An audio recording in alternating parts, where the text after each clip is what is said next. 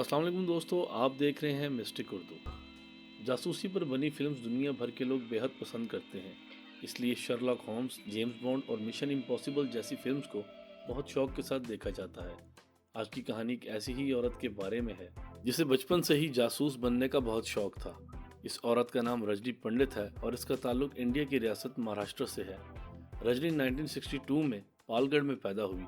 रजनी के वालिद एक पुलिस इंस्पेक्टर थे, इसलिए मुजरिमों की अनोखी कहानियां अक्सर अपने वालिद से सुना करती थी। रजनी जब बड़ी हुई तो जासूसी के नॉवेल्स और अखबार में पब्लिश हुई क्राइम स्टोरीज पर बहुत तवज्जो देती। इन सब बातों की वजह से इसमें जासूस बनने का शौक बढ़ता गया। अपनी ग्रेजुएशन के वक्त ये रूपरल कॉलेज मुंबई में पढ़ रही थी। इसने अपनी जासूसी का आगाज तब किया जब इसके साथ पढ़ने वाला एक लड़का कुछ बुरे कामों में पड़ गया था। इस लड़के को बुरे कामों से रोकने के लिए इसने इस लड़के की दिन रात जासूसी करना शुरू कर दी और कुछ ही दिनों बाद इस लड़के के सारे बुरे कामों के सबूत तस्वीरों के साथ इस लड़के के घर वालों को दिखा दिए, जिसकी वजह से इस लड़के को सुधरने का एक और मौका मिल गया।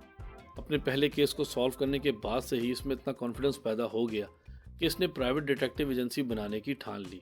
लेकिन ग्रेजुएशन के बाद इसको इस बात का अंदाज़ा होने लगा कि इस माशरे में कोई भी इसके इस पेशे को कबूल नहीं करेगा, इसलिए इसने मजबूरन एक प्राइवेट कंपनी में क्लर्क की नौकरी करना शुरू कर दी। यहाँ इसके कोलीग ने इसको बताया कि मेरे बैंक अकाउंट से कोई चुपके से रकम निकलवा रहा है। रजनी ने इस केस को सॉल्व करने के लिए अपने कुलीग के घर वालों पर नज़र रखना शुरू कर दी। कुछ दिनों की मेहनत के बाद रजनी ने कामयाबी के साथ ये केस भी सॉल्व कर लिया। इसने अपने कुलीग को बताया कि इसका बड़ा बेटा इसके जाली दस्तखत बनाकर बैंक से रकम चोरी कर रहा है। इस केस को हल करने पर इसके कोलीग ने रजनी को एक छोटी सी रकम इनाम के तौर पर दी। दोस्तों, ये 1991 की बात है जब इसने राजनी पंडित इन्वेस्टिगेशन ब्यूरो के नाम से अपनी पहली डिटेक्टिव एजेंसी की बुनियाद रखी।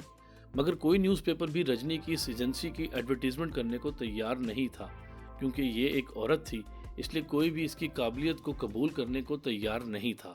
अगले 20 साल तक रजनी ने सैकड़ों केसेस सॉल्व किए और अपनी एजेंसी में 30 लोगों को जासूस भर्ती किया।